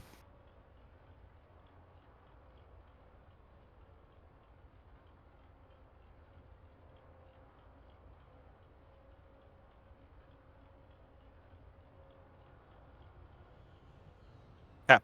So this is a good opportunity though to show you how to play into a Pharah, okay? Or into an Echo either way. Pharah, Echo doesn't matter. So Coach, yeah. I have a question Yeah. is Lucio is necessary on the defense one in the King's role? I'm not sure speed up is useful in on defense. So Yeah, absolutely. I think want to it's useful. It's the most useful on attack. It's not as useful on defense, but I still think it's incredibly useful, and especially into this comp. So let me kind of explain how you guys should be playing into this. Okay. So we have a obvious like brawl frontline. We have a relatively spam, right? We have a spam DPS for a line. We have not so much sustain or AOE, but not much sustain, and a pocket for the most part, right? Just a pocket. So all they have is a Words. What is her name? Nobody ever plays her. Moira. Moira. Yeah, so AoE, Moira, but not a long period of sustain, right? We have a lot more long period sustain here. So what this team wants to do is get the fight over with quickly. The longer this fight goes, the worse it is for them on a sustain aspect, but the worse it is for us on taking damage, if that makes sense. So, and I'll explain that why in a second here. So this needs to be looked at as the longer this fight goes on, the worse this gets for us, because there's a pocketed echo. If this pocketed echo gets any type of pick, we're in trouble. So the way we play into this is go through hotel and run your asses right into their face. Run them over completely, because what you're causing is basically a 4v6. Because the Echo and the Mercy are not going to be able to do anything nearly as fast as they need to if you guys just run in and blow them up. So this needs to be balls to the wall and pacing extremely fast. You have the tools to get there. If you need to bubble whoever to stay alive, all good. We run on top of them and we smack them in the face. So always think, if you are playing a brawl into a pocketed whatever, even if Pharah's even better, because Pharah takes even longer to get her damage out. Echo can, throw her nades in and do a pretty decent amount of potent damage pretty quickly, but a Pharah does not. So the Pharah is even slower, but will gnaw away at you if you just let her get that value. So for one, if you're not pathing the correct way, you're going to get stomped on. If you go through here, the pocketed echo is just going to eat you alive. But if you go through here, this is the one you want, because you're not going to get damaged by the pocketed echo, and then you only have really here to path, right? That's what you want to think. The path of least resistance to get to the enemy team, to get on top of them. We're Brawl, they're relatively heavy spam comp. We wanted to get on top of them and do a lot of damage, okay? So that is how we win this fight. Pretty easily, pretty fast too. So yeah. Okay, we path into main. We take a lot of poke damage. We still aren't pressing W. And now we can kind of see why we're probably going to falter here. Do we do well or not? Okay, we get a kill. Nice. We're pressing W, finally. Feels good. Okay, good.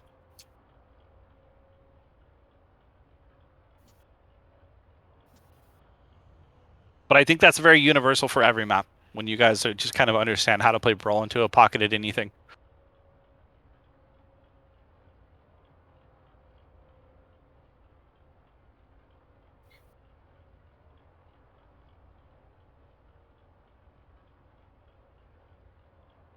Ooh.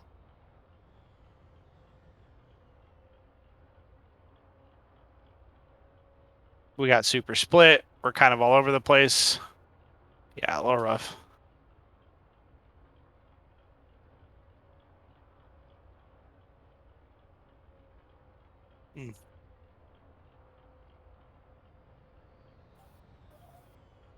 Rough. Okay. All right, so I think we kind of got that. I want to go over our double bubble. Do you remember what map it was?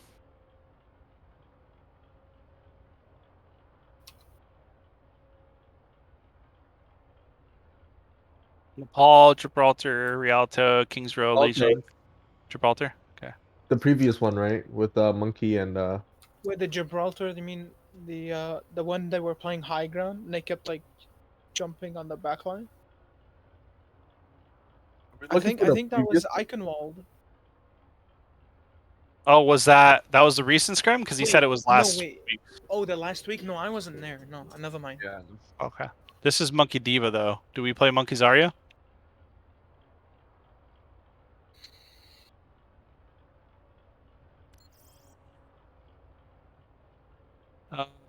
Are you talking about Nepal?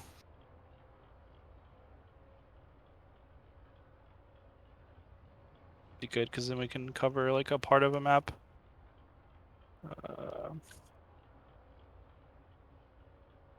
That one. Okay, yeah. Ah, okay. Yeah, I remember this. Okay. Okay. So, what we want to be doing here is Tracer, you never want to path into the enemy team. You always want to be taking the opposite rotation. You want to be blinking out. You want to be taking this direction. You want to path literally all the way around them and be a complete nuisance on the back line. You can path through here if you want to. It just leaves it relatively open. You know what I mean, from coming from here to there. But if you want to path all the way around, it's good. But get there ASAP and get there as fast as possible. Yep. Always leave 2 blinks up, preferably 2 blinks before your engagement. Can be 1 if you really need to, but you need that mobility mid-fight. Okay, that being said, Monkey, don't run out there too quickly. We also have a Reaper in Narnia. So this is got to make sure all of our teammates are here before we actually start this engagement.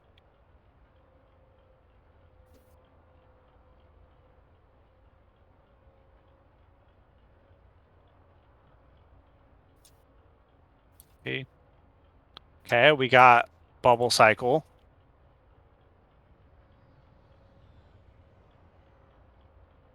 Okay, where did our nade go? So I don't think, yeah.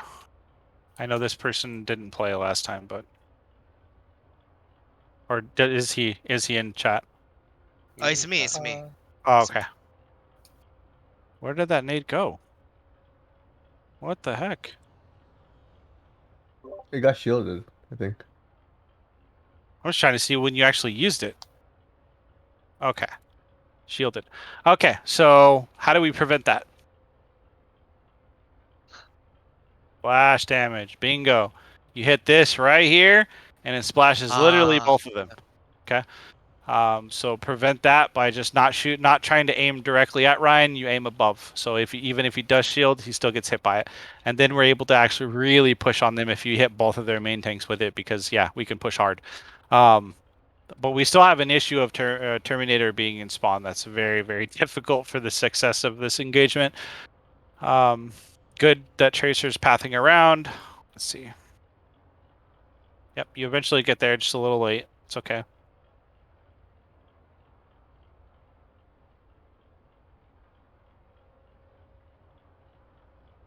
I can see that. That's all right.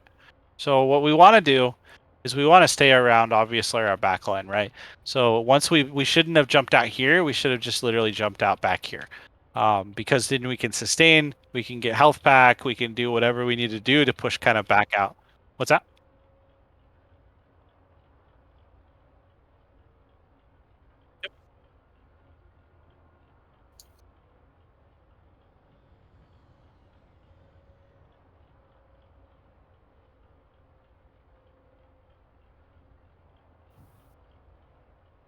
Oh, you try to kill the Lucio.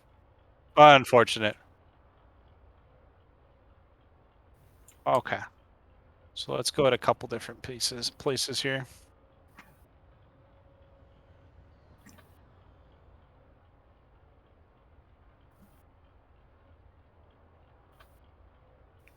Okay.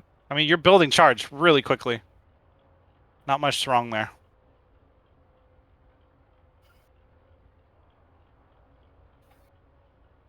Good bubble. Yeah. Okay. For any of you off tanks who do play off tank, like he's pretty much played his bubble management very, very well so far. Anything over 80, you generally want to bubble your team for survival. Anything under 80 or 70 to 80-ish, you want to generally use selfishly. So you want to but I wouldn't call it selfishly, but basically using the bubble on people you know are going to take more damage compared to someone that's going to die if you don't bubble them, if that makes sense.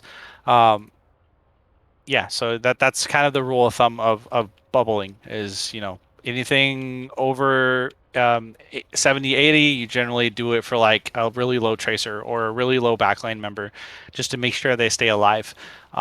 Under it, you generally want to make sure that you get it, so you're going to do like a main tank or somebody that's going to take a lot of damage. Okay.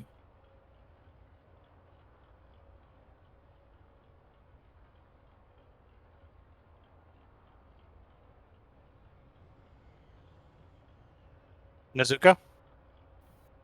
Or this Nezuko? Okay.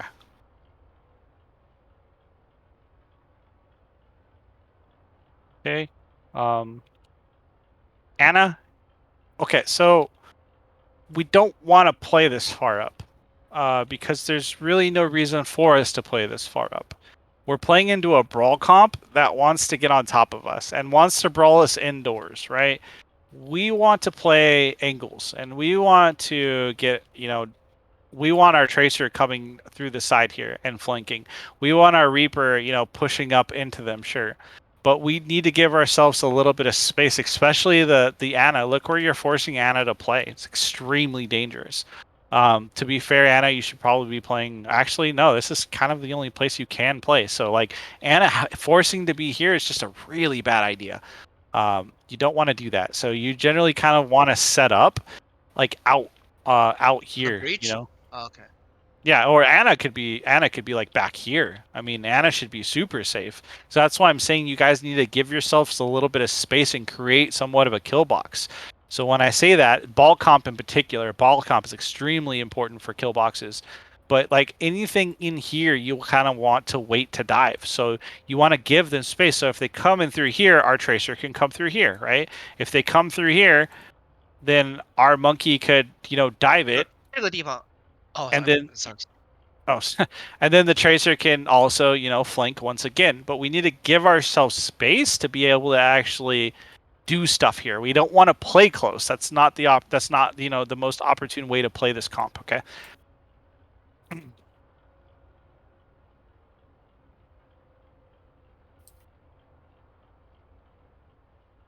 And if we were going to play up close, though, the tracer obviously is going to play on this side, and then our monkey diva do need to play here. But our Ana is just the only thing we really have to worry about. So the brig has to really pay attention to the Ana.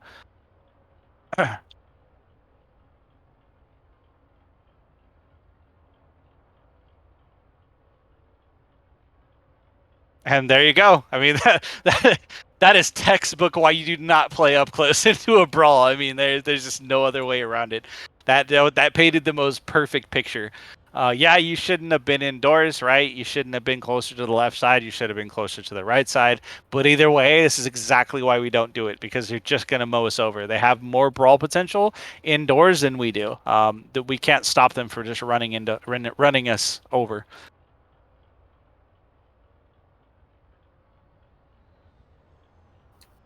We want to take angles on them. We want our Reaper and Tracer to clap the backline from different angles.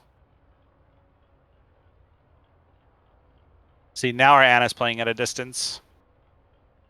And we're successful. Look at that. We have multiple angles. We have baited them into space, and look what happens. Our Tracer just gets a double kill with a freaking pog-ass bomb, right? Our Ana's in a great location to play this fight. Our Reaper was punishing their backline as they were pushing in. So this team wants to play clumped up, right? This team wants to play clumped up, and we want to play open space and angles. So that's where we want to play. So realize where we played was bad. How it ended up was by mistake, sure, but it was extremely successful that way.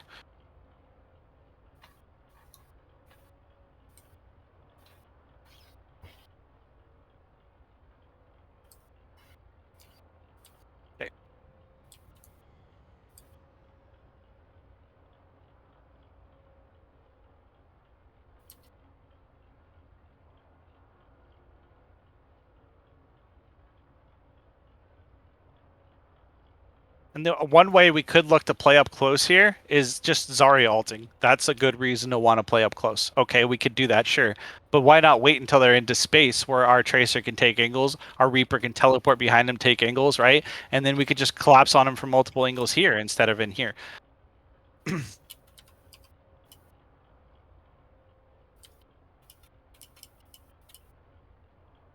You guys pretty much won all of these maps, though, didn't you? Yep. Yeah, we lost like 2 maps. Okay. I'm gonna give you the basic fundamentals before we stop this here, and I want to kind of go over how we want to play double bubble, because that was not necessarily like, that was more. I'm not gonna lie, you guys were just better. The base fundamentals didn't really matter all that much. So what you want to do is do it in 2 different phases. So first phase, it's going to be playing around Zarya. Okay, Zarya is who we're playing for. We are rotating Zarya in an optimal spot. We're soft diving for the monkey, or the monkey is soft diving for the Zarya charge. I've kind of already said this, right? Our tracer, if we have a tracer, oof, I can write. Tracer, oh my goodness. Hello? That's a C. Playing for the Zarya and the Ana and the Brig backline. So Zarya, Ana, Brig backline, the tracers assuring that they get rotated. Let's say we have an Echo. We can do Echo. I mean, sure, why not Echo? Echo, same thing. Echo is pressuring the team so the Zarya core can rotate. And then the monkey, soft diving, right? Monkey is soft diving to assure that this core gets rotated. Then once we are in an optimal spot, right? We've rotated. I'll just say rotated. We have alt advantage. We have HP advantage where someone's out of position. Okay. These are the triggers in where you want to look to transition from the first phase to the second phase. Okay. And the second phase is going to be basically like, okay, this is slow. This is fast.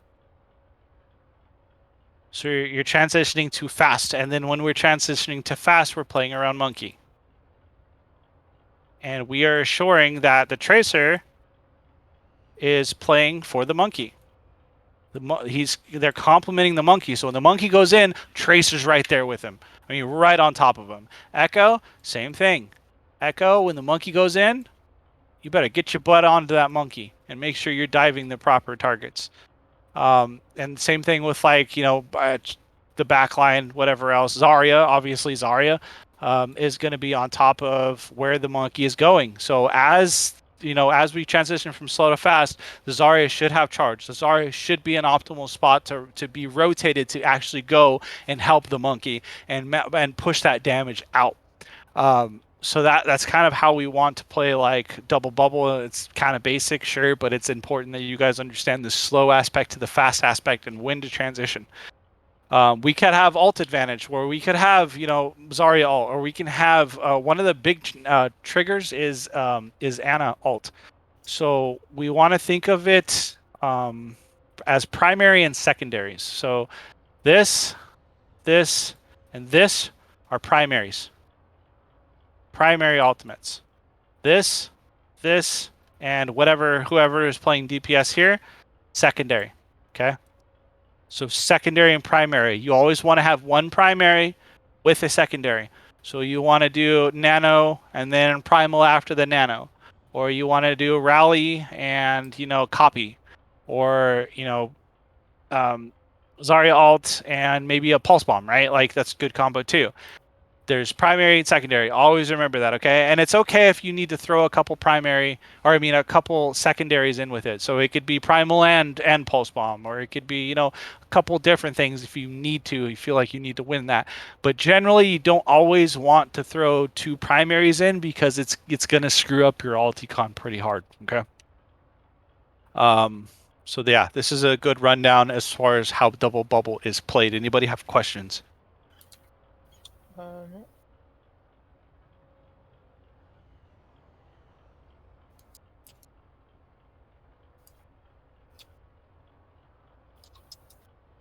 Okay. Right. Yeah.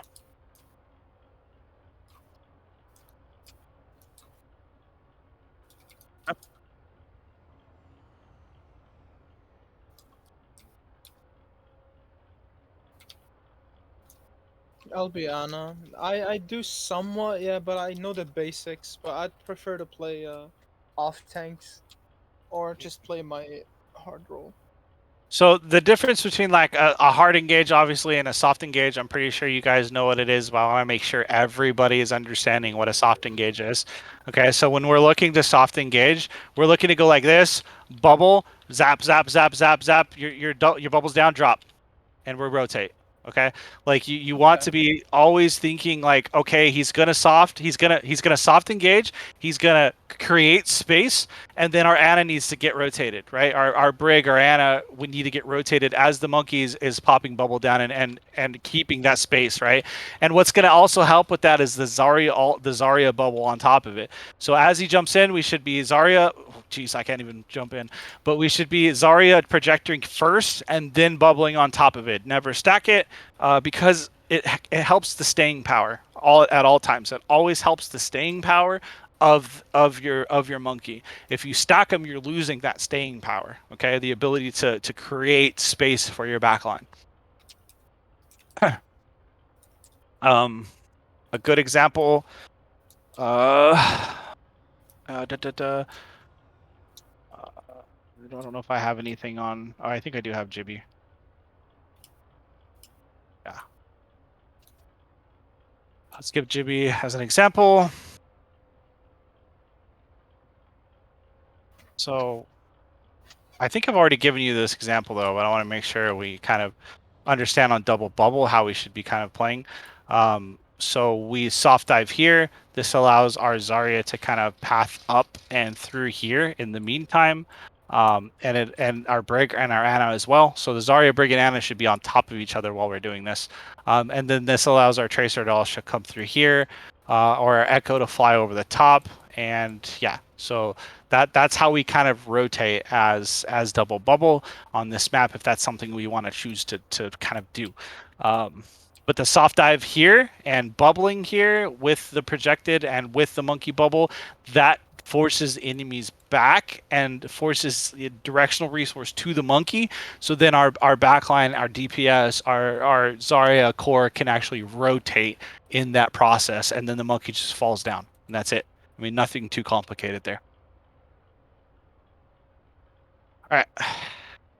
I think that is it. If anybody else has any other questions. No, that's pretty much it. Okay. I know I went over a lot of stuff today, and I'll probably continue. The Go ahead. All this is recorded, right? Because I didn't Yes. get most of the King's Row. Okay, thank you. Yep.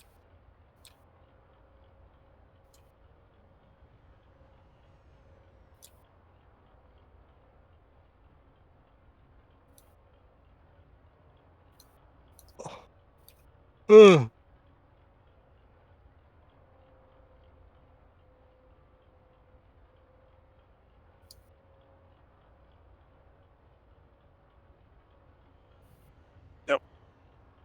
Yep.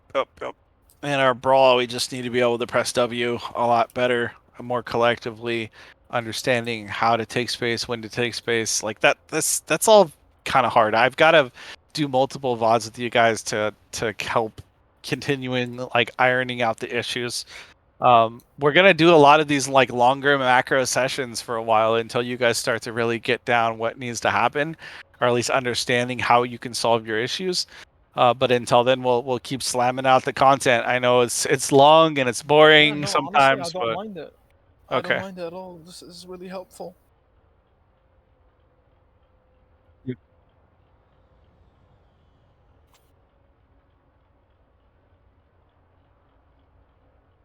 Basically, when there's no communication. Nope.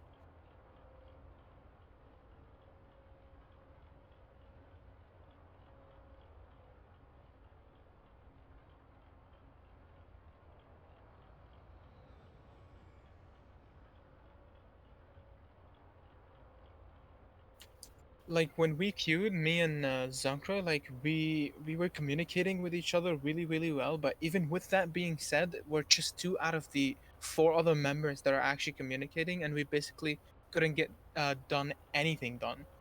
Maybe we'd kill like 1 or 2 like picks, but the rest of the team is just unsynergized, and we all fail. So There's definite ways to carry as a duo and a solo. It's just it's even harder because you have to take into consideration how you and only you can carry, and that becomes an entirely different game in my opinion. Understanding your opportunities and where you can carry compared to how we can carry and what we're doing to fight this team and what is our win condition. You have to kind of switch it to what's my win condition. How am I going to hard carry this in Right. my own way? And that could be very difficult thought process. Even like a lot of 4-5 players actually kind of refuse to trust each other because they will forget what it's like in ladder. And it's funny because the first year that my Fresno State team came together, we were a really close knit team, and they all sucked in ladder the year we were together, the first year we were together, because we practiced so hard as a team that we just let right out the window like everybody's ladder because we all trust each other, and then when they go to ladder they expect the same quality teammates and it just doesn't happen. So they all just like Right. bombed ladder the following year, all dropped out of top 500. It was pretty funny until we worked that mentality out for them. So yeah, this is going to be different from ladder for sure, but you'll still learn a lot of basic fundamentals on what you should be doing. That should help your decision making in ladder. But it's definitely like, don't ever go into ladder expecting your teammates to be good. I'll be honest with you, every single one of them are going to be trash until proven otherwise. And that being said, do the best you can and focus only on you and what you bring to the table. Because if you focus so hard on what others bring to the table, you'll forget to put something on yourself, right? So that's the key to victory. That's the key to, making sure that you're consistently climbing and not worrying about what other morons are doing, in my opinion.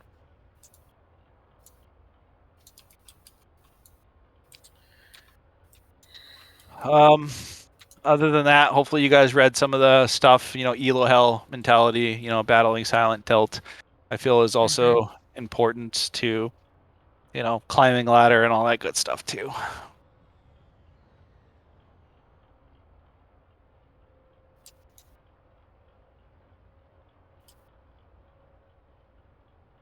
I could shot call, yes. Of course, with me having to get used to us being the team and everyone having their own role, and I wouldn't have to say, you'd have to swap to this specific character for this situation, which mostly does happen depending on the map. But so let's say if Zunkro was to be comfortable to go, uh, let's say Monkey and Zarya, he would know that this map requires a Zarya, let's say, and not a Monkey, and he would instantly know without me having to tell him. So if everyone was to do that same thing, it would be much easier for me to call out and be able to shot call properly with the proper position or with the proper composition. That's the only thing I have a Oh, okay. yeah. So the point is, even for me as a shot caller, I would definitely need some more practice at that as well. I mean, I don't have problem like teaching that. It's more Yeah, making sure that we have someone that's going to be vocal constantly and yeah, tilt yeah. proof preferably.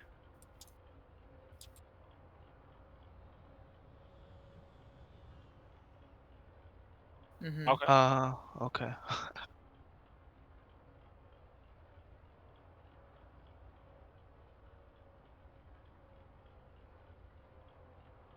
I can help you to alt check, but I'm not doing well. Yeah, I can. That's fair.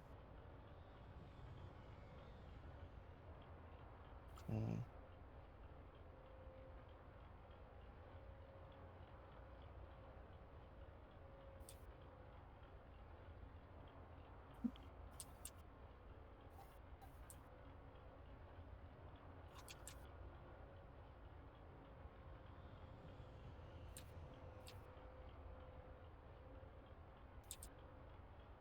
Oh,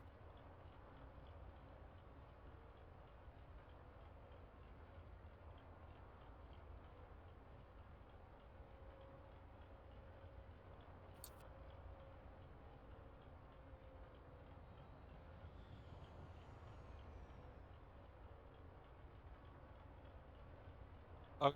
Mm-hmm.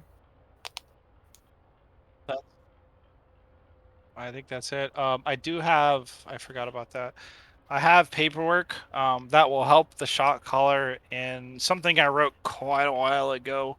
that I feel could probably help your comms. Let's see. I think I have it. Let's see.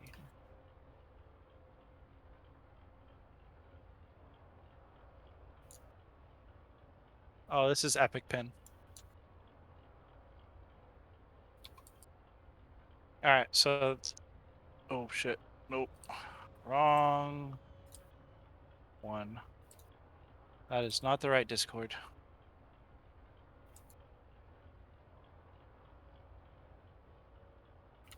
Okay, so that's something you guys can look at, and hopefully we can kind of go over it a little bit, I guess.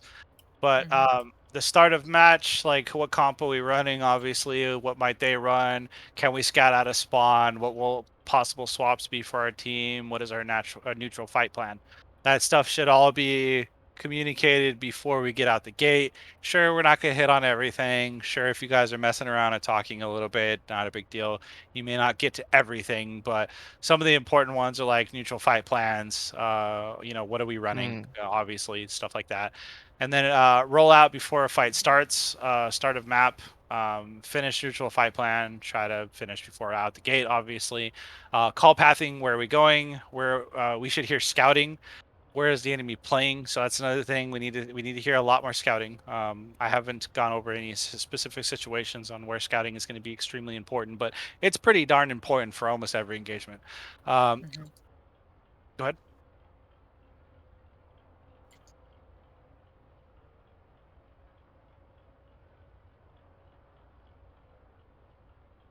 Mm-hmm.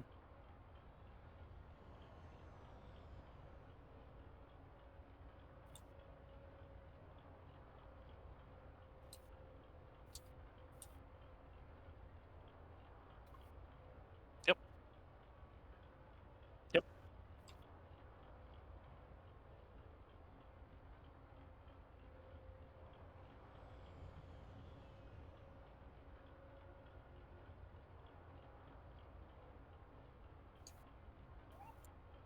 Yep. That I mean, Pharah's obviously Mercy's stuff like that. Divas have a lot of ability. Lucio's have a lot of ability to scout. It just really depends on what you're playing, and the person can scout. So like call enemy positions, where are they going? Obviously, that's part of scouting. Push payload or plan on where to hold and or defend push or defend payload push. Call to engage, call to play point, play off of point presence. Like, you know, are we looking to engage, or are we gonna have them play onto us? Depending on the comp, obviously, depending on the map. Plan on location space you want to hold, plan on space you want to take. Obviously, there's stuff in parentheses there, and then the repeated stuff like what didn't work. Do we need to swap? Does the play style need to change? Do we need to be more aggressive? If we swap, what is our new win condition? Obviously, what alts are we going to use on the recontest? Call pathing. Where are we going to recontest? Tab. Have the enemy swapped for any reason? Call enemy locations. Where are they going? Plan on location space you want to hold. Take. And then the engage comms. Call a target. Call all important enemy cooldowns. Orisa gold down. Cryo down. I mean, if you say Reaper or like Diva's boot or Diva's DMs down, like nobody cares, right? Like that's an empty calm. Or if Farah's in the sky, no shit, she's in the sky, right? Like where is Farah? Like those are very empty calls that have to be worked out and be more specific. And then yeah, so call important team cooldowns, like our own, right? That is down. Target caller needs to pay attention to be opportunistic. Swap calls or swap targets if it makes sense. Use a command call. I already talked to you guys about using command calls. Enemies move often, flanks are utilized often. Make sure to keep track of enemy locations. Caller if you're going to use alt. I already kind of explained that earlier. Shot caller needs to call to change playstyle mid fight if he sees an opportunity. Play slow for Blizzard, play slow for Window, right? We could call to play slow for a specific alt and then use it mid fight. Shot caller needs to give direction if the fight starts to go either way. Are we winning, push? Are we losing, fall back and die or die on cart, right? Like make sure you're calling that stuff. And then yeah, after fight has ended, you know, call cleanups, alt track, all that stuff, and then repeat steps 1 through 3. So that's kind of the golden standard of command or comms in general and what it should look like. This is something I wrote, man, like 2 years ago. So it's kind of timeless, but it works. So Mm-hmm. Yeah, it's already in the chat, I think. it's in Yeah, I'm general. gonna take a look at it after. Yep.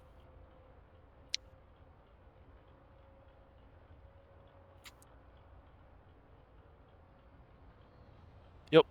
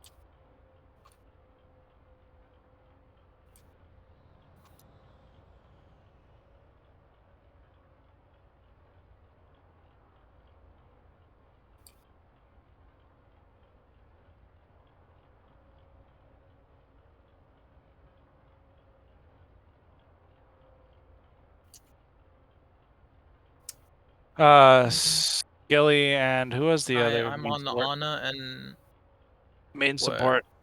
I think Main support. you could. Dude, there are so many different The two people. Nezuko's. The two Yeah, Nezuko's we I have. can support all DPS, both of Yeah, them. Okay. because I think that's when Nezuko's actually playing what's it called, BAP. Yeah. You guys swap around so much.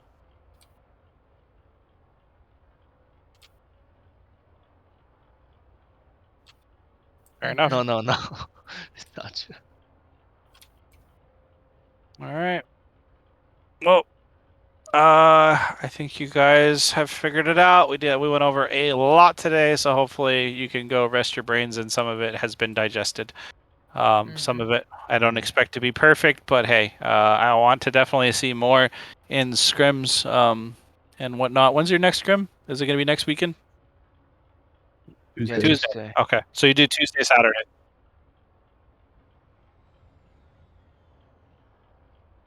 Okay. Have I given you the website to take a look at for scrims?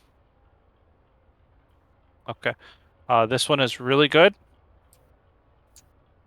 It basically does all of the scrim finding for you. I think that's it. Hold on. If I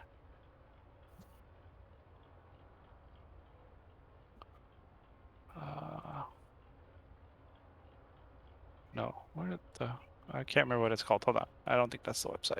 I need to find it. There it is.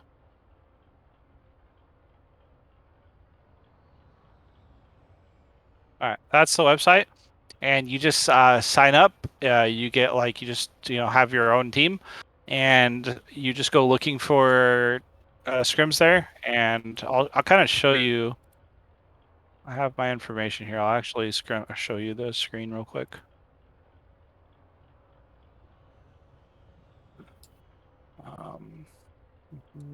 Oops. So my dashboard, Fresno State Team A, and it'll show you everything that I've done. You can, review a match. Oh, yeah. And it's kind of nice because if you want a scrim, you basically, where is it? Request scrim. You put your skill level in. You tell them the day that you want, the time that you want, 2-hour duration, and then you go to like next step. And then, just yes, I want to create this scrim. And then basically they'll contact you on Discord. They'll give you the contact, and it'll show up on the website. You have to basically accept it. Yeah, it's pretty dope. This has been my manager for like a year. But yeah, yep. So I have my A and B team sometimes on here too, but yeah. We've been scrimming down lately, and this one was for the other high school team that I'm coaching too. So But yeah. So that's kind of nice. That one will help a lot.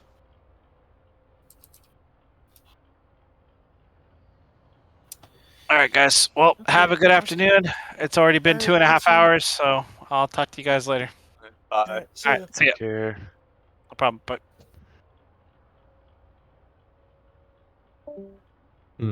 Nice. Oh, that's fucking good. I'm burnt out. This guy.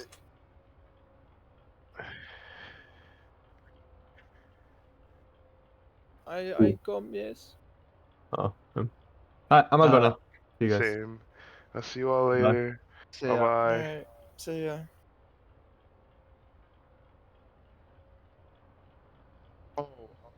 Oh, I if should my be club home by does 4. not start today, if my club doesn't start tomorrow, I should be on before like around 3, 4. If not, probably 7. It's on Tuesday, isn't it?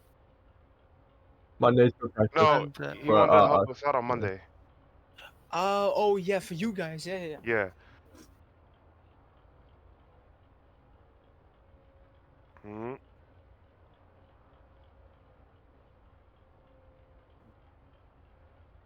Mhm.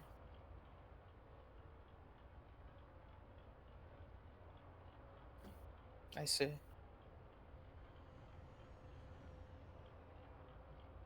Yeah, Alright, well, I'm mostly free Tuesday. I mean Monday. I'll be home by 4, so by then I can play. I see. Okay.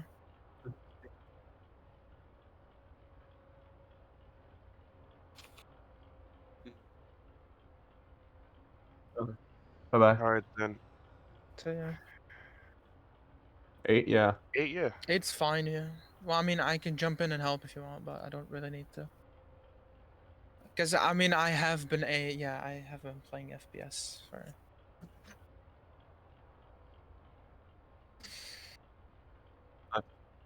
Nope. Uh, Alright.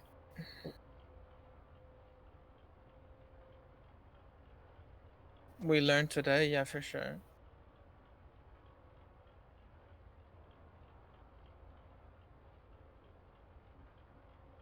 mhm.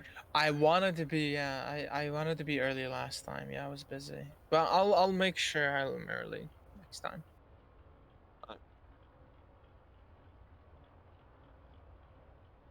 Okay. All right. See ya. Y'all take care. So yeah, you Bye too. bye. Bye. Bye.